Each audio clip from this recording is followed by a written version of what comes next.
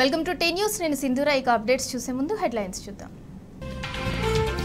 కాళేశ్వరం ప్రాజెక్టుని విజయాలపై త్వరలో ప్రెజెంటేషన్. 2-3 రోజుల్లో కేసీఆర్ మీడియా సమావేశం. పంటలు ఎండిపోతున్నా పట్టించుకోని రాష్ట్ర ప్రభుత్వం. రోడ్డెక్కుతున్న అన్నదాతలు.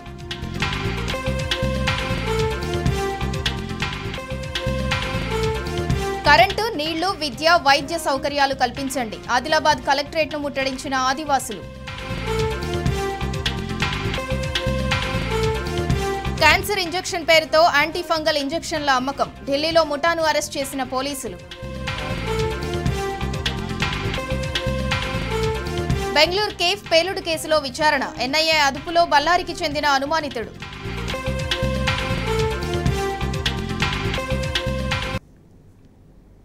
రైట్, డీటెయిల్స్ చూద్దాం. అసెంబ్లీలో బల పరీక్ష నెగ్గారు హర్యానా సీఎం నాయబ్ సింగ్ సైని. అనూహ్య పరిణామాల మధ్య నిన్న ముఖ్యమంత్రిగా ప్రమాణ స్వీకారం చేసిన ఆయన ఇవాళ అసెంబ్లీలో మెజారిటీ నిరూపించుకున్నారు.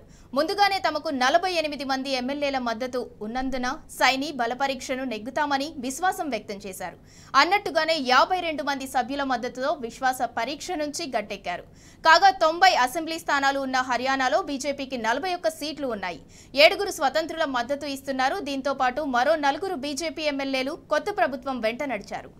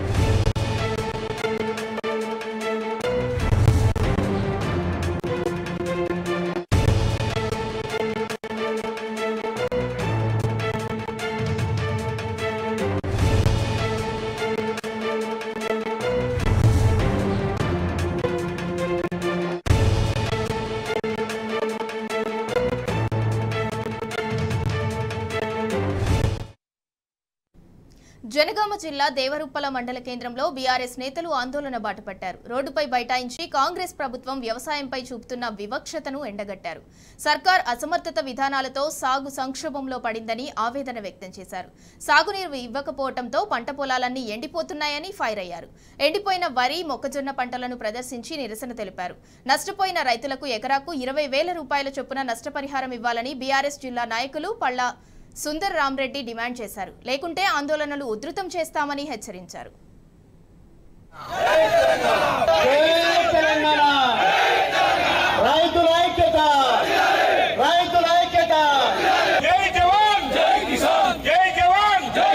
కాళేశ్వరం ఉన్నది, కాళేశ్వరం మొత్తం కుంగిపోయింది, దానివల్ల నీళ్లు లేవని చెప్తారు. దయచేసి ఇక్కడ ఉన్న వాళ్ళు మొత్తం గమనించాలి. కాళేశ్వరం నీళ్లు మనకు రావు, మనకు దేవాదుల నీళ్లు వస్తాయి. దేవాదుల నీళ్లు ఇప్పుడు గణపూర్ అవుతుంది, అక్కడ అచరాపల్లి అవుతుంది, అవి రిజర్వాయర్లు మొత్తం నిండున్నాయి. కాకపోతే వీళ్ళు కాంగ్రెస్ పార్టీ వచ్చింది, పట్టించుకునే నాయకులు లేక ఇవాళ రిజర్వాయర్ల నీళ్లు కూడా మన పొలాలు ఎండిపోతున్నాయి. మీకు ఏంటంటే ఇప్పుడు నాకు చెప్పిన ప్రతి ఒక్క ఎకరానికి ఎండిపోయి దాదాపు 50,000 రూపాయల దాకా పెట్టుబడి పెట్టడం జరిగింది. ఆ పెట్టుబడి రావడానికి ఇబ్బంది, మొత్తం ఎండిపోయింది. గొర్రెలను బర్రెలు మేస్తున్నాయి. కాబట్టి తక్షణమే ఎకరానికి 20,000 చొప్పున అందించాలని కూడా ఈ సభ ద్వారా మేము డిమాండ్ చేస్తున్నాం. మాజీ మంత్రివర్యులు ఎర్రవెల్లి దయాకర్ రావు గారు ఇదే వే పోతుంటే ఆపి రైతులు చూపెట్టడం జరిగింది. దానికి సార్ కూడా స్పందించి ఎమ్మెల్యే ఎస్సీ గారికి ఇట్లా రైతుల ముందంటే ఫోన్ చేయడం కూడా జరిగింది. ఏదైనా రాజకీయాలకు వచ్చినాం, ఓట్లు రాజకీయం అంతే. ఇంకా మళ్ళా జనాన్ని పట్టించుకునే పరిస్థితిలో ఈ కాంగ్రెస్ ప్రభుత్వం లేదు. మనం ఎప్పుడూ సాగునీరు కోసం ఈ గత 8-9 సంవత్సరాల నుంచి రోడ్డు ఎక్కిన చరిత్ర ఈవెన్ కాంగ్రెస్లకు లేదు, ఏ పార్టీలో కూడా లేదు. ఇవాళ వచ్చిన 3 నెలల్లోనే వాళ్ళు ఎంతసేపు కుర్చీని కాపాడుకోవడానికి, లేకపోతే ఫోటోలకు పోజులు ఇవ్వడానికి, రివ్యూ చేయకుండా బయట తినడానికే సరిపోతుంది. ప్రజాప్రతినిధులకి ముఖ్యంగా చెప్పేది ఏంటంటే కాలువ ఏ ఊరికి పోతుందో అవగాహన మీకు ఉన్నదా? లేదు. ఆ అవగాహన తెచ్చుకోండి. మాజీ మంత్రి దయాకర్రావు గారు రోడ్ల మీదకి వచ్చి పంటల పొలాలకు వచ్చినాక మీకు సోయి వచ్చింది. అప్పటిదాకా ఎడిపోయింది మీ సోయి. అంటే రైతులంటే మీకు అంత చిన్న చూపు. ఏదో గెలిచినాం, గాల్లో గెలిచినాం, అయిపోయింది. 5 సంవత్సరాల దాకా మనం అడిగేటోళ్ళు లేరు అనుకుంటారు. ఒకటే గుర్తు పెట్టుకొని మా నాయకులు, మన రైతు సంఘ మిత్రులు, రైతులు ప్రతి చోట రైతులు నిలదీస్తాను. సకాలంలో సాగునీరు అందించినందుకు పాలకుర్తి ఎమ్మెల్యే యశస్విని రెడ్డి అన్నదాతలకు క్షమాపణలు చెప్పారు. జనగామ జిల్లా పాలకుర్తి నియోజకవర్గంలోని దేవరుప్పల మండలంలోని పలు గ్రామాల్లో సాగునీరు అందక పంటలు ఎండిపోయాయి. నీరు అందించాలని రైతులు కోరినా కాంగ్రెస్ ప్రభుత్వం స్పందించలేదు.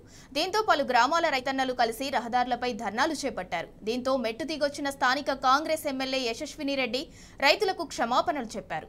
వెంటనే సాగునీరు అందిస్తామని హామీ ఇచ్చారు. అయితే సకాలంలో నీరు అందక పంటలు ఎండిపోయిన వాళ్ల పరిస్థితి ఏమిటని రైతులు ప్రశ్నిస్తున్నారు. ధర్నాలు చేస్తే కానీ సాగునీరు అందించని దుస్థితిలో కాంగ్రెస్ ప్రభుత్వం ఉందని తీవ్రస్థాయిలో ఆగ్రహం వ్యక్తం చేస్తున్నారు. సొల్యూషన్ అనేది తప్పకుండా అది రెస్పాన్సిబిలిటీ నాది, నేను అది తప్పకుండా చేసి తీరుతా అని కూడా మా పాలకుర్తి ప్రజలందరికీ చెప్తున్నా. మరి దేవరుప్పల వాళ్ళందరూ కూడా రైతన్నలకి వాళ్ళకి అండగా ఉంటామని కూడా నేను దీని ద్వారా చెప్తున్నా. ఏమైనా నీళ్ళు సమస్యలు అవన్నీ రేపు ఖచ్చితంగా నీళ్ళు వస్తాయి. మరి క్షమించాలని కూడా రైతన్నలందరినీ కోరుతున్నా. అది మన తప్పు కాకపోయినా వాళ్ళందరి రెస్పాన్సిబిలిటీ కూడా నాది కాబట్టి నేను ఆ బాధ్యతను తీసుకొని క్షమించాలని కోరుకుంటున్నా. రేపు నీళ్ళు తప్పకుండా వస్తాయి అని మాటిస్తూ సెలవు తీసుకుంటాను. కాంగ్రెస్ పాలన ప్రజలను పరేషాన్ చేస్తోంది. సర్కార్ అసమర్థ విధానాలతో జనాలు నానా అవస్థలు పడుతున్నారు. ప్రజాపాలన దరఖాస్తుల్లోని వివరాలను ఆన్లైన్ చేయటంలో తప్పులు దొరలటంతో ప్రజలు ఇబ్బందులకు లోనవుతున్నారు. సర్కార్ తప్పిదంతో జగిత్యాల జిల్లాలో ప్రజలు గృహజ్యోతి పథకానికి దూరమయ్యారు. ఈ నేపథ్యంలో ప్రభుత్వం ఈ పథకానికి మరోసారి దరఖాస్తు పెట్టుకోవాలని ఉచిత సలహా ఇచ్చింది. దీంతో జగిత్యాల జిల్లా కేంద్రంలోని దరఖాస్తు కేంద్రాలన్నీ జనంతో రద్దీగా మారాయి. ప్రజలంతా పనులు మానుకొని మరి దరఖాస్తులు కేంద్రాలకు బారులు తీరుతున్నారు. కాంగ్రెస్ సర్కార్ పనితీరుపై బగ్గుమంటున్నారు. అన్ని చేసినాం, మళ్ళీ ఇక్కడికి దూరుతాం. ఏం చేస్తావు? అన్నీ రిజిస్టరే కాలేదా? మొన్న ఇంటికైతే రాసుకుపోయాను, అది రిజిస్టర్ లేదు. 10 వాహనాలు ఇచ్చినాం, అది రిజిస్టర్ లేదు. ఎలా రిజిస్ట్రేషన్ లేదు. ఇట్లా కరెంట్ బిల్ వచ్చిందా మీకు? కరెంట్ బిల్ వచ్చింది, 0 బిల్ రాలేదు, బిల్లే వచ్చింది. నాకు 85 యూనిట్లు తిరిగినాయి, 290 రూపాయలు బిల్లు వచ్చింది.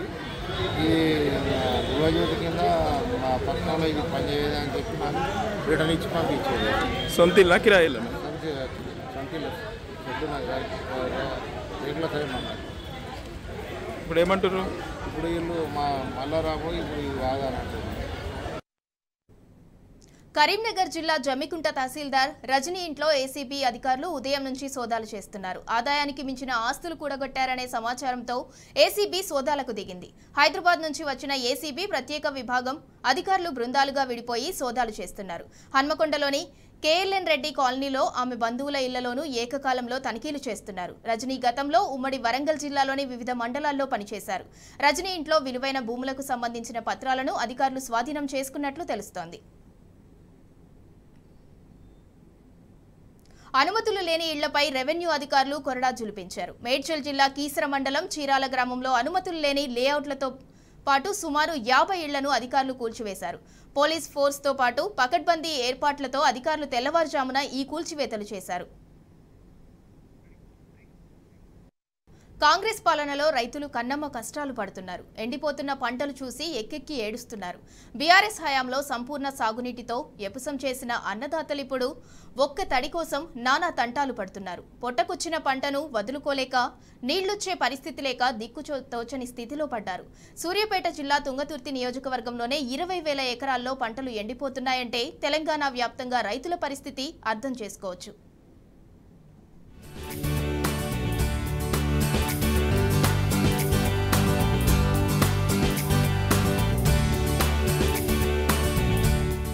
కాళేశ్వరం జలాలతో నిన్న మొన్నటిదాకా ఏ రంది లేకుండా పంటలు పండించిన సూర్యాపేట జిల్లా తుంగతుర్తి నియోజకవర్గ రైతుల పరిస్థితి ఇప్పుడు అయోమయంలో పడింది.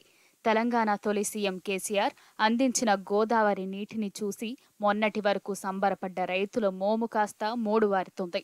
మొన్నటి వరకు పచ్చని పంటలతో కలకలలాడిన పొలాలన్నీ కాంగ్రెస్ సర్కార్ రాకతో నెర్రలు వారాయని అన్నదాతలు ఆందోళన చెందుతున్నారు. ఎక్కడికక్కడ ఎండిపోతున్న పంటలను చూసి కంటతడి పెట్టుకుంటున్నారు.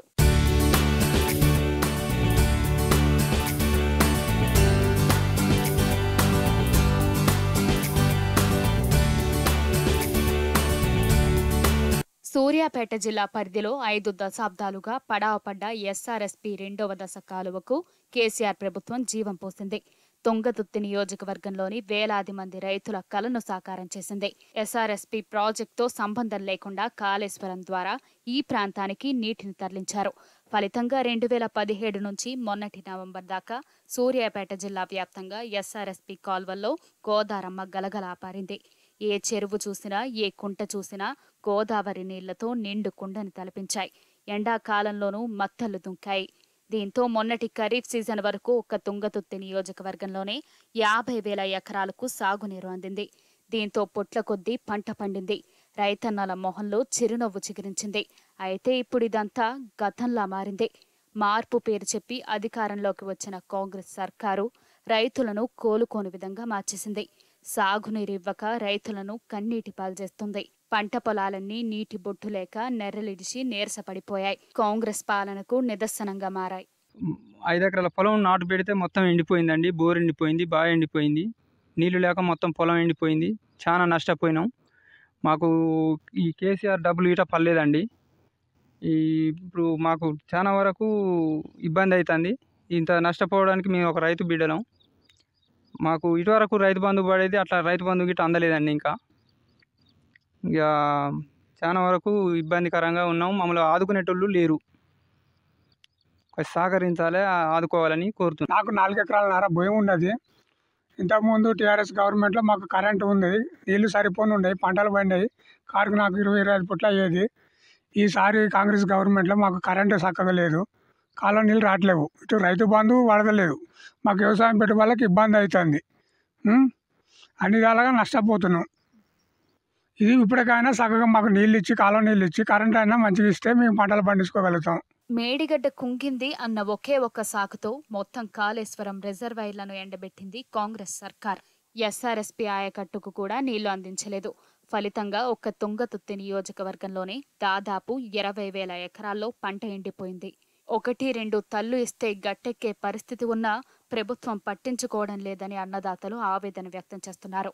సర్కార్ నుంచి స్పందన లేకపోవడంతో చేలలో పశువులను మేపుకుంటున్నారు. 2 ఎకరాల పొలం నాటు పెట్టినాము, ఎండిపోయింది.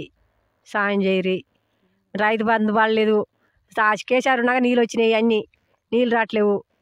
ఇంత సాయం చేయరు. కేసీఆర్ గవర్నమెంట్ ఉన్నప్పుడు మేము 4 ఎకరాల భూమి ఉంది, నాటు పెట్టుకుంటే మాకు ఉన్న కాడికి మంచిగా పండినాయి. ఇప్పుడు ఏముంది, ఆ 4 ఎకరాల నాటు పెట్టుకుంటే మాకు పొలం ఎండిపోతుంది, అన్నీ ఎండిపోతుంది. బోరు పోతలేదు, ఏం పోతలేదు. మన గవర్నమెంట్ వచ్చాక కాంగ్రెస్ గవర్నమెంట్ వచ్చింది, మాకు కాలువ నీళ్ళు బంద్ అయినాయి, మాకు నైట్ బంద్ పడలేదు, మాకు బోర్లు పోతలేవు, మేము ఇబ్బంది పడుతున్నాం. మేము ఏమన్నా వాళ్ళకాడికి పోయినా మాకు రూపాయి పుడతలేదు. మీ పిండి బత్తాలు తెచ్చేద్దామన్నా రూపాయి పుడతలేదు. ఇంతవరకు మాకు గవర్నమెంట్ వేయలేదు, నైట్ మందు పడలేదు. మేము ఏం చేయాలో ఏం కథ మాకు ఎటు అర్థం కావట్లేదు. మేము చేతులు మూసుకొని కూర్చున్నాం. 4 ఎకరాలన్నర ఎండిపోతుంది. మేము ఏం చేసి బతకాలో ఏం కథ మాకు అర్థం కావట్లేదు. టీఆర్ఎస్ పాలనలో సుభిక్షంగా ఉన్న తమ బతుకులు కాంగ్రెస్ రాకతో కన్నీళ్ల పాలయ్యాయని అన్నదాతలు ఆవేదన వ్యక్తం చేస్తున్నారు. ఎండిన పంటలు, అప్పుల బాధలు తట్టుకోలేకపోతున్నామంటున్నారు.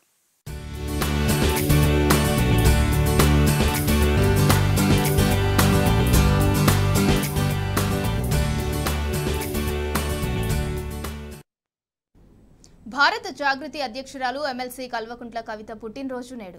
ఈ సందర్భంగా బోధన్లో కవిత జన్మదిన వేడుకలు ఘనంగా నిర్వహించారు.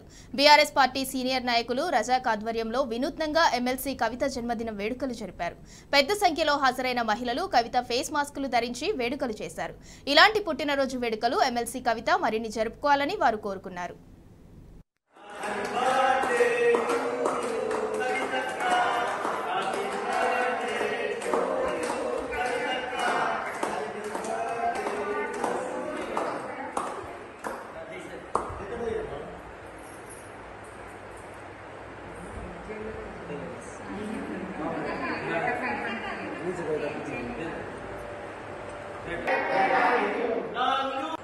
నేడు కవితక్క జన్మదినం పురస్కరించుకుని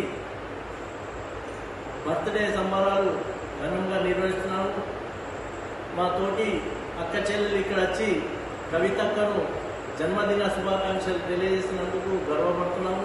అలాగే పవిత్ర మాసం రంజాన్ మాసంలో కవితక్క యొక్క బర్త్డే రావడం మాకు చాలా గర్వకారణం.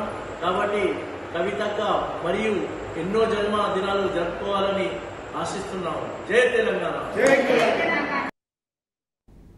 భారత జాగృతి అధ్యక్షురాలు ఎమ్మెల్సీ కల్వకుంట్ల కవిత జన్మదిన వేడుకలు జగిత్యాల జిల్లా కేంద్రంలో ఘనంగా జరిగాయి.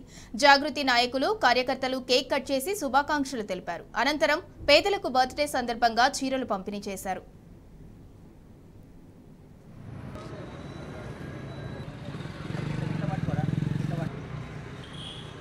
Happy birthday! Happy birthday! Long live! Long live! Happy birthday! Happy birthday! Jai Jagruti! Kavitaka Nayakatvam! Kavitaka Nayakatvam! Jai Jagruti! ఈరోజు భారత జాగృతి అధ్యక్షురాలు నిజామాబాద్ ఎమ్మెల్సీ శ్రీమతి కల్వకుంట్ల కవితక్క గారికి ముందుగా జన్మదిన శుభాకాంక్షలు తెలంగాణ జాగృతి ఆధ్వర్యంలో తెలియజేస్తూ ఉన్నాం. ఇలా కవితక్క జన్మదిన సందర్భంగా మరి జైత్యాల పట్టణ కేంద్రానికి చెందినటువంటి నిరుపేద మహిళలకు కవితక్క జన్మదిన సందర్భంగా చీరల పంపిణీ చేయడం జరుగుతుంది. మంచిర్యాల జిల్లా మందమర్రి రైల్వే స్టేషన్ సమీపంలో రైల్వే విద్యుత్ తీగలు తెగిపడటంతో పలు రైళ్లు ఆలస్యంగా నడుస్తున్నాయి. సిర్పూర్ కాగజ్ నగర్ నుంచి కాజీపేట వెళ్లే రైల్వే మార్గంలోని మందమర్రిలో వద్ద తెల్లవారుజామున గూడ్స్ రైలు వెళ్తుండగా రైల్వే విద్యుత్ తీగ తెగిపడింది. వెంటనే అప్రమత్తమైన డ్రైవర్ ఈ విషయాన్ని రైల్వే అధికారులకు చేరవేశారు. సికింద్రాబాద్ కాజీపేట్ రైల్వే జంక్షన్ నుంచి వచ్చిన అధికారులు సిబ్బంది మరమ్మత్తు చర్యలు చేపట్టారు. సుమారు 6 గంటలు శ్రమించి మరమ్మతులు పూర్తి చేశారు. దీంతో ఈ మార్గంలో వెళ్లే రైళ్లు సుమారు 4 గంటలు ఆలస్యంగా నడుస్తున్నాయి. మార్చిలోనే ఎండలు దంచికొడుతున్నాయి. తెలుగు రాష్ట్రాల్లో ఉష్ణోగ్రతలు 4 డిగ్రీల వరకు పెరిగాయి. దాంతో రాష్ట్రంలోని పలు ప్రాంతాల్లో ఉష్ణోగ్రతలు 40 డిగ్రీలు దాటాయి. ఈ క్రమంలో బయటకు రావాలంటేనే జనం భయపడుతున్నారు. ఎల్నినో ప్రభావంతో ఈసారి ఎండలు ఎక్కువగా ఉంటాయని వాతావరణ శాఖ చెబుతుంది.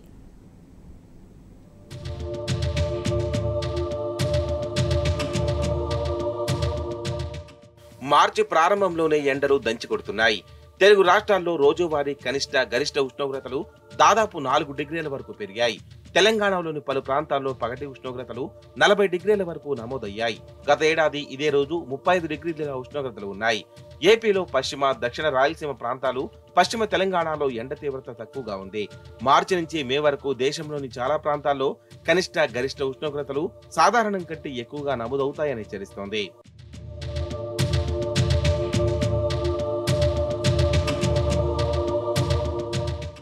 ముఖ్యంగా వేడి తీవ్రత గత ఏడాది కంటే ఎక్కువగా ఉండొచ్చని అంచనా వేస్తోంది. మార్చి నుంచి మే వరకు జమ్మూ కాశ్మీర్, తమిళనాడు మినహా అన్ని ప్రాంతాల్లో హీట్ వేవ్ ప్రభావం ఎక్కువగా ఉంటుందని సూచించింది. ఎల్నినో ప్రభావంతో ఈసారి ఎండలు ఎక్కువగా ఉంటాయని వాతావరణ శాఖ చెబుతోంది. దీని ప్రభావం నిరుడు జూలై నుంచి కొనసాగుతుండగా వర్షాకాలంలో కరువు వచ్చింది. 2023 ఆగస్టులో 100 ఏళ్లలో ఎప్పుడూ చూడని పరిస్థితి నెలకొంది.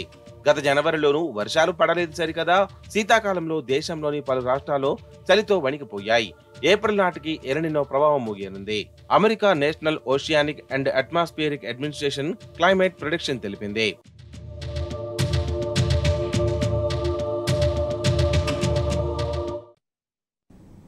కాంగ్రెస్ పాలిత కర్ణాటకలో ప్రజలు నీళ్ల కోసం అల్లాడిపోతున్నారు. ముఖ్యంగా బెంగళూరు వాసులు ప్రతిరోజు పానిపట్టు యుద్ధం చేయాల్సి వస్తుంది. బెంగళూరులో రోజుకు 2600 నుంచి 2800 ఎంఎల్టీ నీటి అవసరం ఉంటే ఇప్పుడు 1300 ఎంఎల్టీ నీరు మాత్రమే సరఫరా అవుతుంది. అంటే అవసరమైన నీటిలో సగం కూడా సరఫరా జరగటం లేదు. దీంతో ప్రజలు అవస్థలు పడుతున్నారు. ప్రతి నీటి బొట్టు వృధాగా పోకుండా జాగ్రత్తగా వాడుకుంటున్నారు. ఎండాకాలం అయినప్పటికీ నెలకు 5 సార్లు మాత్రమే స్నానాలు చేస్తున్నామని నగరవాసులు ఆవేదన వ్యక్తం చేస్తున్నారు. ఇక గిన్నెలు తోముకోవటం, బట్టలు ఉతుక్కోవటం వంటి పనుల కోసం నీటిని ఆచితూచి వినియోగిస్తున్నారు. కొందరైతే ఇంట్లో వంట కోసం నీరు సరిపోదనే ఉద్దేశంతో ఆన్లైన్లో ఫుడ్ ఆర్డర్ పెట్టుకుంటున్నారు.